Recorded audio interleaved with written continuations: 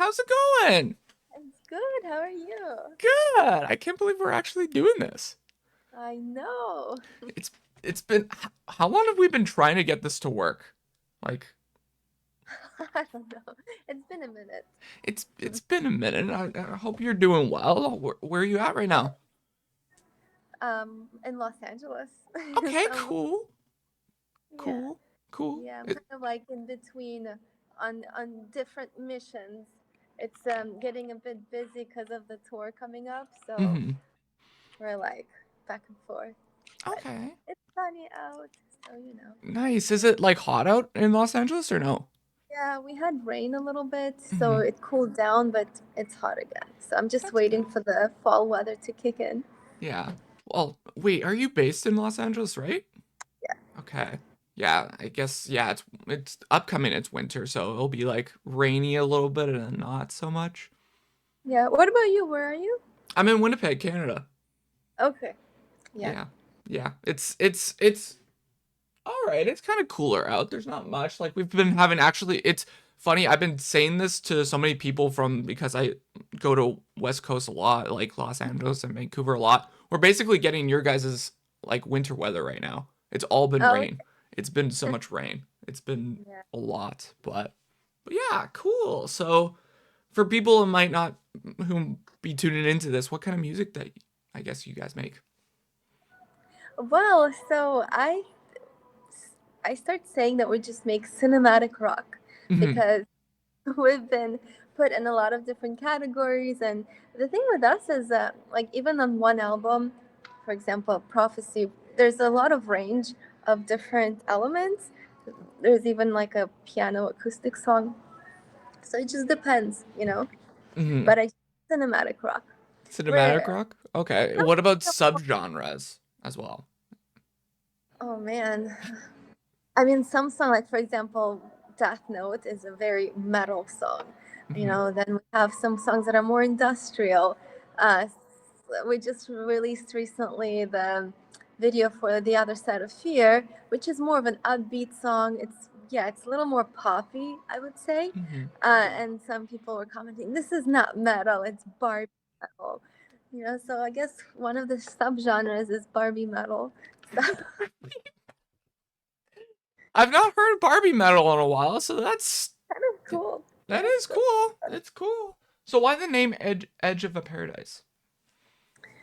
So Dave and I, we started the band, and we come from different backgrounds. He's Hmm. more of a metal guy, and I came from classical music and theater. So we wanted a name that kind of reflected the more heavier side and the more melodic side. And also, we formed the band in Los Angeles, and LA is kind of like a facade of paradise. One wrong move, you fall off the edge. So Jeez. yeah, that's a bit of an inspiration from that. Cool, cool. Would you say like you got close to that edge at some point or no? Oh, many times, yeah. Yeah. Well, yeah. It's Los Yeah. Angeles. Los Angeles is fun. I always love going to Los Angeles, going to see shows.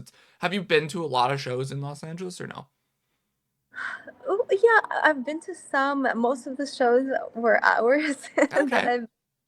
But yeah, I've been to some shows. Even the Nightwish came through here. Went to see them. Yeah, Hammerfall. Seen some shows. Seen some shows. Okay, so some decent ones. Cool. So you also like you mentioned to me your brand new song. Am I saying it right? I'm gonna butcher this. Requiem a Dream. Requiem of a Dream. Yeah. Requiem of Dream. Okay, what was it like making the song and then also the music video? Yeah, so I always wanted to remake that song. Have you seen the movie or no? I've heard of the movie. Yeah, well, if you haven't seen it, it's okay. It's very heavy. Mhm. Um, so unless you want to get depressed for a day, um, you know, go watch it. Why But not? yeah, it's one of the most heaviest movies, but it's absolutely brilliant.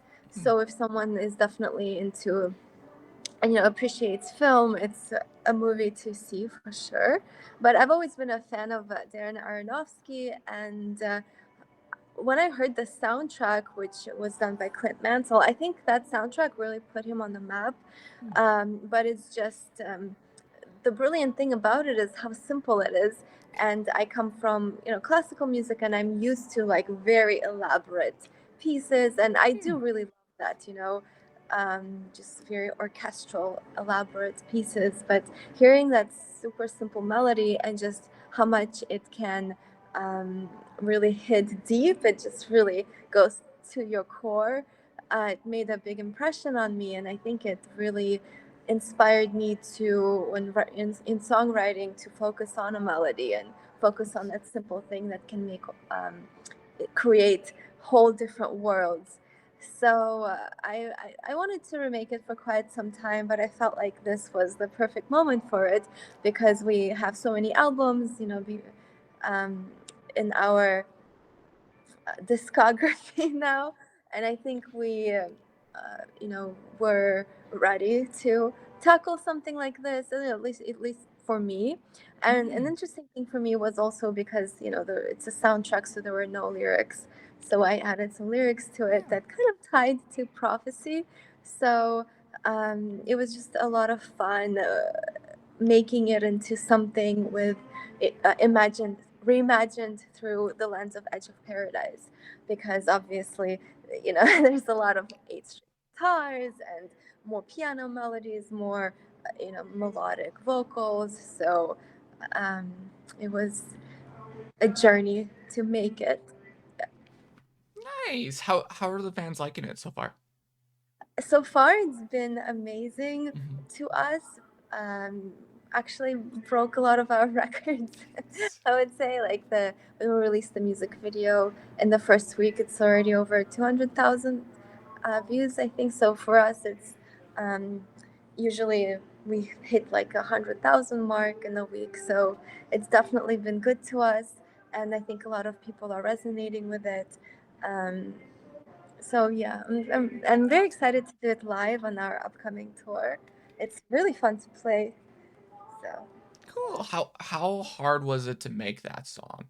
Like process of like recording, produce, all the stuff. How hard was it? um, it wasn't harder than other songs. It was Mhm. hard in a different way. Like, for me, when I get into like a stream of inspiration, everything kind of flows, and I was very inspired to make this one. So I arranged it in like a few days. The Mm. lyrics came, like, I don't know, just in that moment I sat down and it came very fast. So the idea came together very fast, and the arrangement, like, I could hear it in my head pretty much right away. The hard thing about it was um, making all the elements fit together. And we always, it's always a challenge, not a challenge, but it's always a process for us because we have keyboards, we have guitars, we have vocals. There's a lot that goes into it. So it takes a lot of time to make sure every single part works together. So yeah, it was a process, with Doug recording the guitars, then drums, Jamie, he did such a great job on the drums, and the bass, Kenny, and just the whole band, Dave. We all really came together to make sure all the parts blend together, and then it took me forever to edit all the tracks. This was the hardest song for me to edit because if something was a little off, it didn't work. Mm. Everything had to be perfect, and then of course sending it off to our mixing engineer Jacob Hansen. He's out in Denmark. I don't know. He does magic because he's like a master of um, just bringing the song to life with his mixes. Everything you can hear everything, but it's so clear. It's so epic. It works together so well. So yeah, he really brought it together. Nice. How long did it take in full? Would you say like get the demos, get it all mixed, cut up and everything, and then send it off, and then getting the full mix? How long did that take? Well, it was a span of 2 months. I mean, partly was we were doing different things in between. Mm. Like, I think we filmed a music video in between for another song, The Other Side of Fear. So it was a process. And then once we got everything together, editing files took me about 2 weeks, I would say. Okay. Um, yeah, a span of 2 months. I mean, we could have done it in a month, but this one took a while. Well, that's good. Best pieces take a while, and you realize, oh, that it was worth taking the time, right? Oh, Yeah. Cool. So comes having writer's block and that lack of inspiration. How do you find that spark of creativity again? Did you have this while making this song? so for me, my biggest fear is to run out of inspiration, Hmm. run out of ideas. I'm always like, when we have to make another album, I always fear, what if I can't come up with something or this and that. So it's always kind of a fear of mine. Yeah. But I say that when I get inspired or when I get an idea, like it just full force ahead. Um, so, but finding that spark, that inspiration, it just depends. Hmm. I mean, sometimes it's coming off a tour, and I know for the latest album, Prophecy, because for the album before it, Hologram, I made a graphic novel that kind of ties the albums together. So the story kind of left on a cliffhanger. So I had that in me. I'm like, I want to, keep going with the story. So I already had those ideas in my head, how I can continue the arc, and what songs can um, introduce maybe some new characters. So with that, I already kind of had that drive to make the new album, which ended up being Prophecy. And also we had Doug, who came in. He is the newest member, and he came in on an 8 string guitar, and he changed the sound a little bit. With it became a little more heavy, a little like it kind of opened us to new range in terms of those dynamics. And it really it inspired me to even expand my own range, vocal wise and lyric wise. So that helped push me forward. um, but yeah, it's just I really have to dig deep within me to find that inspiration, and whatever I'm experiencing in the world, or whatever my mind is, in our storyline, because all our albums have a concept that Yeah. kind of go together. Okay. Cool. So, of course, in studio wise, you probably do you record in a home studio or do you actually go out and record it at an actual studio wise? Yeah, we go to Mike Plotnikov, who is Mm. our recording engineer. It's actually Howard Benson's studio, Oh. called West Valley Recording Studios. So we go there to record mainly vocals and drums, sometimes guitars. It just depends. We do a lot of stuff at home, like guitars and keyboards. We always Mhm. do home studios. But for vocals and drums, we work with Mike. Plus, he's our co-producer, so he's Mm. always very helpful with you know guiding us. And I love working with Mike. He Yeah, already knows crazy ideas. So it's just a very comfortable and inspiring environment. So that's good. So, you go to Mike so often and everything, but do you have sometimes those bad studio days or whenever you're vocal tracking or whatever the case may be, but what would be your worst studio day that you could remember for yourself? well, lately we haven't had bad studio days That's good. because we've been together for a while. So when I go in, plus time is money. Yeah. So we are very prepared. We just go in and we get stuff done. But when we started out, we had a day. Um, I remember we were working on Immortal Waltz, which was our second, technically, album. And we needed a new bass player. So we found this bass player, and he was like, yeah, he had like bass tattooed on his chest. So we're like, he's a bass player. But he submitted us a lot of him doing music videos and playing, and it seemed like he's super pro. But anyway, he came in and he couldn't even tune his bass. And we're at the What? studio. It was Bob Kulick's studio, and Bob Kulick, he's a big producer, and he just walked out. You know, because we're there recording song and this guy can't even tune his bass, which it was our fault that we didn't get together.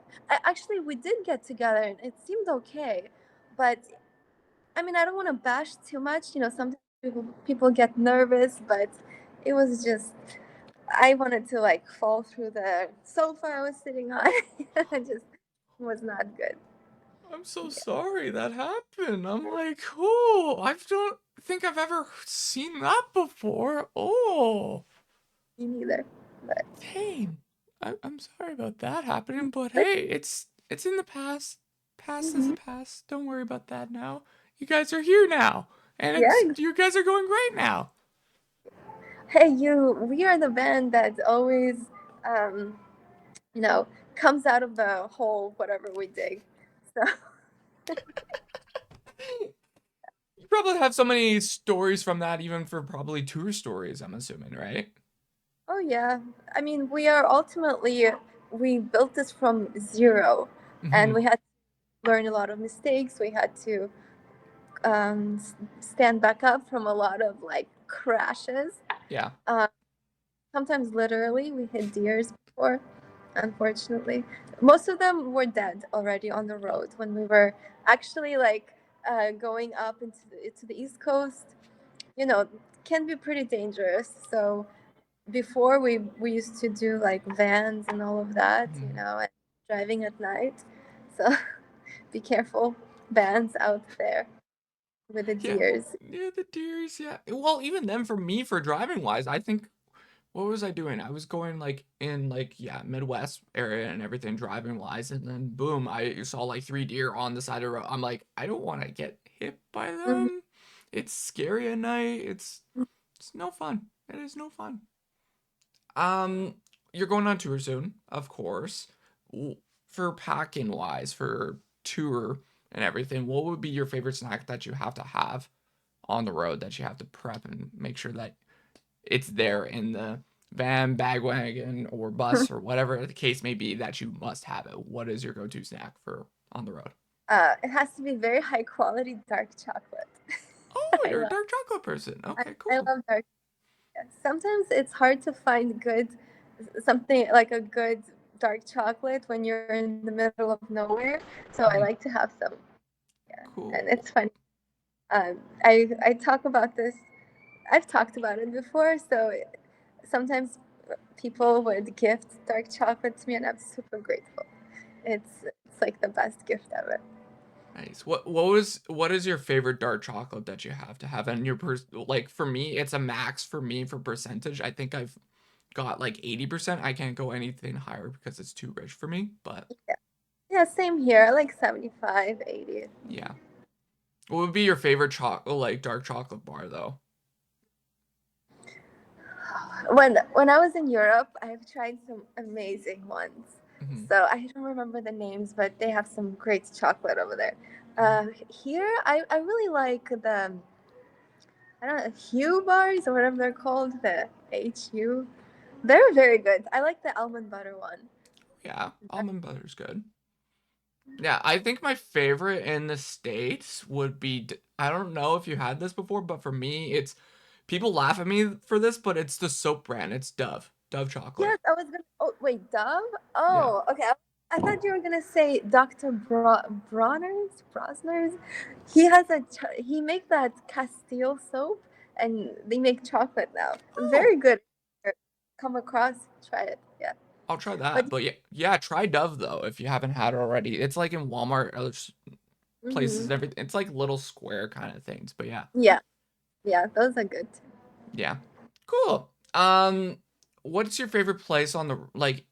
You probably travel so much for tour wise and everything. What would be your favorite like restaurant? I guess place to go and eat on the road. You would say. Oh, I can't say a favorite one because they're all so different. Hmm. They'd be like so many to name, but I always okay. Before I used to just be like, okay, we need to find the Starbucks. Yeah. And lately, um, I don't like to go to Starbucks anymore. I always like to seek out like unique coffee shops Hmm. that only there in that one spot. Family owned. It's always the best. Um, and then, of course, when you're in Europe, there's like a cafe on every corner. So it's like my favorite thing is to just. It's actually in Canada too. Like I remember when we were in Toronto, there's so many cafes and just coffee shops everywhere. Um, in the U.S., it's a little harder because some places are very spread out. Hmm. So to find one, you really need to go look. And Yeah. sometimes when you're on a tour bus, we usually have Walmart stops, and around Walmart, there's not a lot of cool places to see. But I'm very good at finding. Yeah, usually around the venues, if you go around that area, usually there's like some kind of local coffee shop that I've Yeah. noticed. So that Hmm. kind of helps, I would Yeah. say. Yeah. Yeah. Okay, what's your favorite moment that you've had on tour, you would say? So many good ones. Mm-hmm. I could just I mean, my favorite thing is when it happened a lot lately because the more we're able to reach places like places in Europe or even in the US, Mm-hmm. and sometimes like like you have a connection with a fan that's been following the band for a really long time and they've never seen you live, and then like I don't know 5 years later finally you see them at a show, and it's just such a cool feeling, because music is amazing how it brings people together across all borders. It's like universal language, um, and it's just the best feeling. I mean, we have so many fans that we. They're like part of the family now. Like Oliver, when we go to France, it's just like he's like our family now, But Mm-hmm. um, yeah, it's such a cool thing that music can bring us together like that. Yeah. Yeah, I love music because you get so many different avenues, so many different directions, and you just come out to a show and just enjoy yourself, have fun, and just meet the bands sometimes, or just have an experience with Mm. what's happening, right? It's Yeah. amazing. Yeah. Yeah. Uh, You have a couple shows coming up in November, like you mentioned. Where you guys going? Tell me about the tour. Yeah. Mm-hmm. Well, it starts in New York. Starts at the venue that we played on the last tour, the Gramercy Theater in New York City, which is absolutely beautiful. This tour is with a Japanese band, Love Bites. So it's an all-girl Japanese band.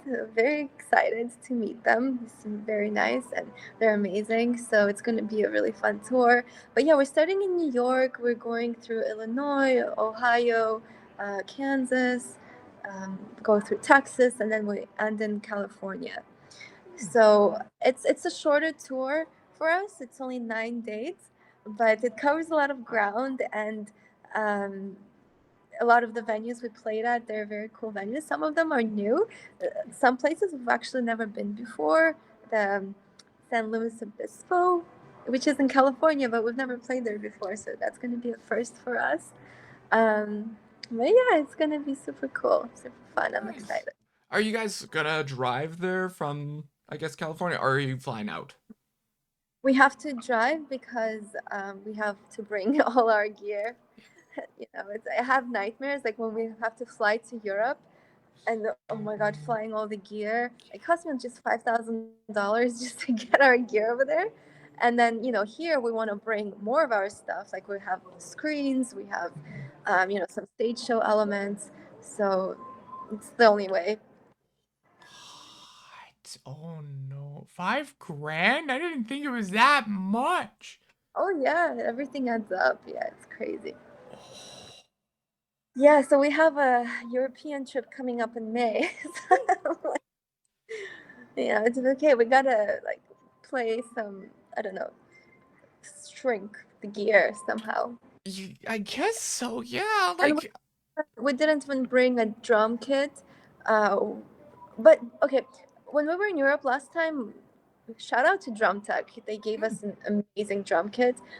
But, um, you know, we had, because we bring our own soundboard, we have a lot of equipment. And just from instruments, we don't even bring cabs or anything like that because when we go to Europe, we go direct. Like our guitar players use Fractal. Um, and then the camper. But when we're here, we use real amps. Like we use Mesa Boogie amps and Wizard amps. But yeah, it just adds up. But now we were able to concise our sound system. So we went from a soundboard to a sound rack, Behringer wing rack. So we should concise our setup a little bit because now we don't need a stage box. But anyway, not to Yeah. get too technical. Yeah, it gets crazy. Damn.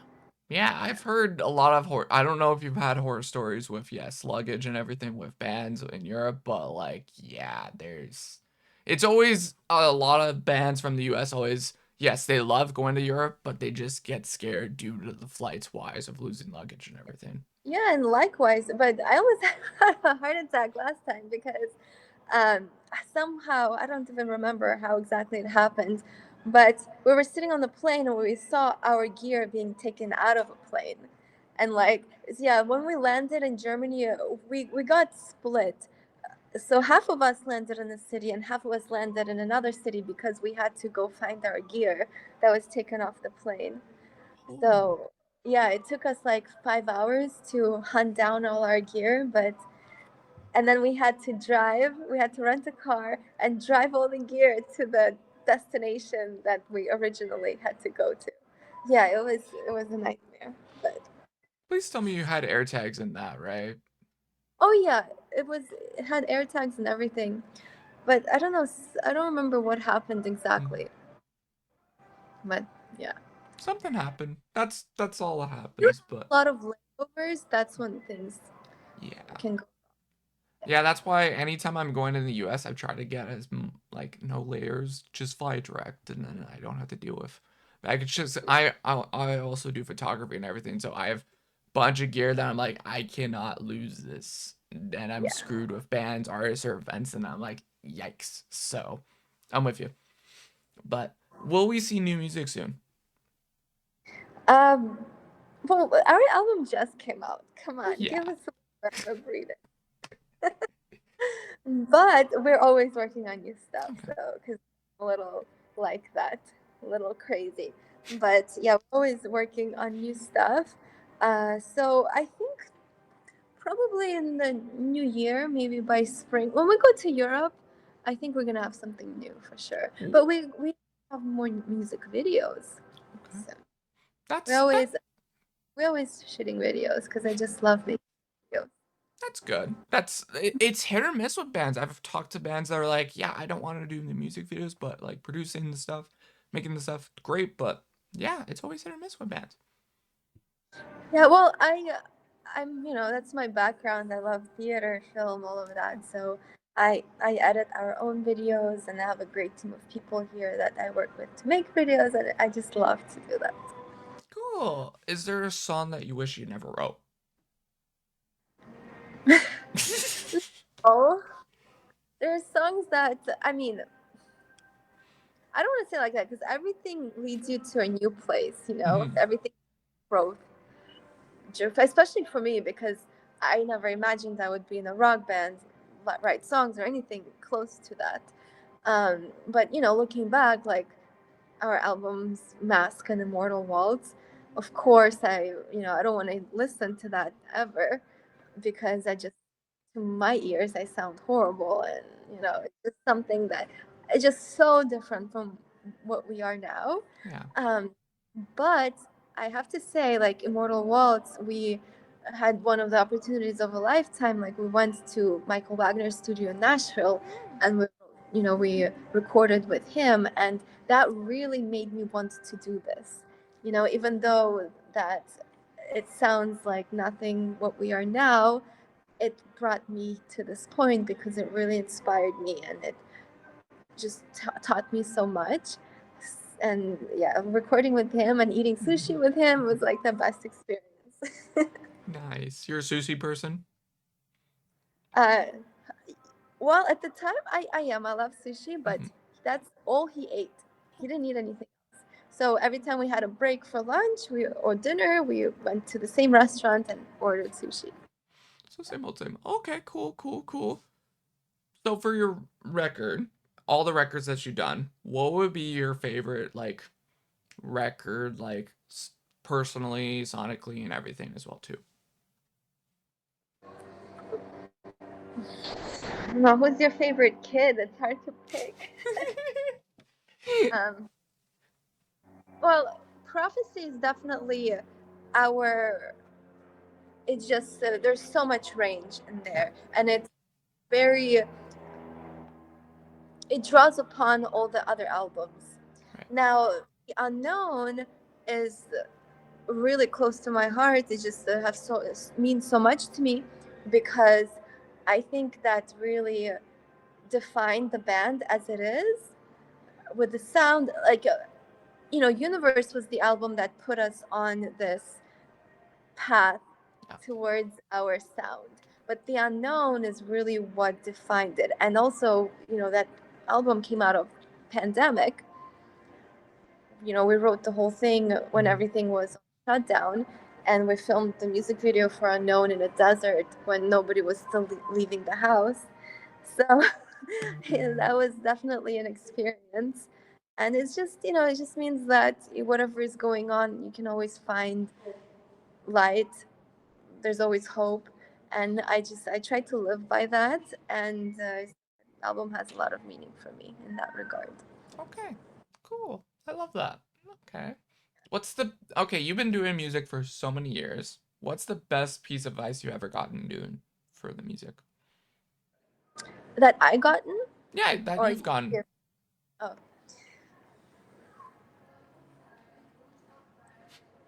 man.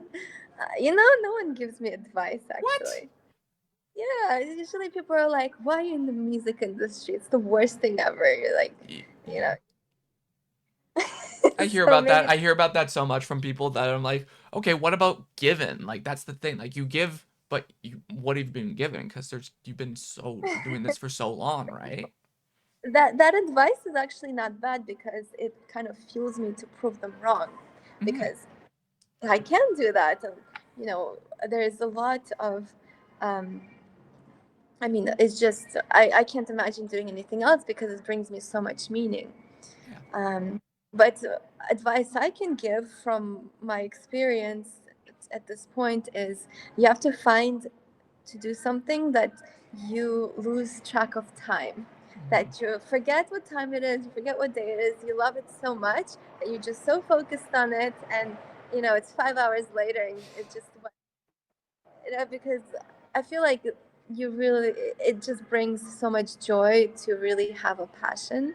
Yeah. And you know at least for me, that's what makes me be able to go over all of the obstacles, because I think anything in life, whatever you pick in life, you're gonna have hard times with, like whatever career, even some, because family my family is very supportive, but my father is a scientist. Like I have a lot of, you know, mathematicians and lawyers and scientists, growing up. Wow. So it's not like, okay, well, pick that and everything's going to be fine. Whatever you do, you're going to have challenges. But as long as you love it, I think that's what's going to help you overcome those challenges and come out stronger, on the other side. I want to hear their conversation when you're like, yo, I'm gonna start a rock band, you know? I don't even, I think they just, I don't know how they found out. You I was just like, okay, I'm doing this. But my family, my parents are the best. They're very supportive. I mean, I was in music my whole life, and I mhm. was in theater my whole life, so I think they knew, they saw it coming. They saw the rock in you. Okay, we're good.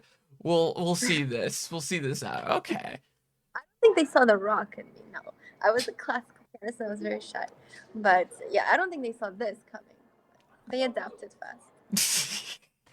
I would hope that they did. That's a good thing.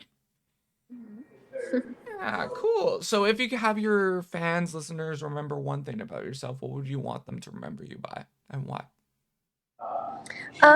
That's my art, music, or anything that I make with Edge of Paradise um, brings is there to bring them light and hope and um, inspiration. I want anything that they listen to or look at or whatever is something that makes them feel good and inspired. So yeah, Nice. that's Dude, my way to bring light into the world is through the music. that's cool. So where do you want to see, I guess, the band or even yourself in the next 5 years of music? Mhm. Well, I want to keep doing this, keep touring, hit more places we haven't been to. I've always wanted to have our music in film, and in January there is a film that's coming out called The Complete Course of How to French, which The Unknown is featured in. So I'm very excited for that. So I want to keep going in that direction.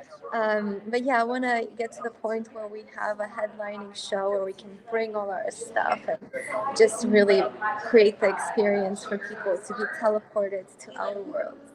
Ah, I love that. That's sick though. Like in Jan, like that's gonna be cool. Are you going to the premiere and everything, or is there gonna be Yeah, premiere? of course. Mhm. Cool. Do you got your fit already picked out, or are you still planning that out? I'm with that at the very last minute, Okay. whatever, like the day before. Day before. No, maybe not, but I'm good with that. Like, look at the video. I pick out cool outfits. Don't worry. It'll be That's fine. true. You do. You have a cool aesthetic. You got style. You got style. Cool. Okay.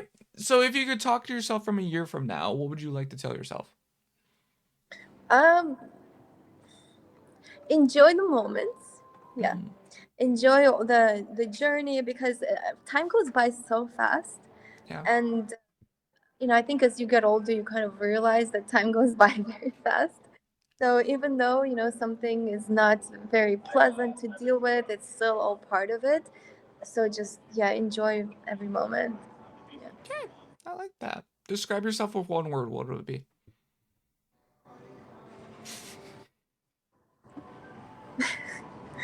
Uh, hmm, epic. I don't know. Why epic? Epic. I don't know. Well, okay, I don't know the word, but I just, ever since I was little, I always wanted to kind of get out of this reality. I don't know the word for it, but I'm always searching to, I mean, if you listen to the lyrics, I kind of create the worlds of otherworldly, you Mhm. know. So I want to kind of travel through all realities and build worlds, and I don't know. I don't know. Maybe some people call it something else. So help What me out. what do you hear from people saying? What is that then? Hmm. I don't know. I guess otherworldly. I don't know. Driven. I don't know. It's so hard. I hate talking about myself, honestly. Oh, it's good. This is all about you and the band. Like this is what this is for, right? Like When I'm in the band, it's like I'm almost like a character. It's not even me.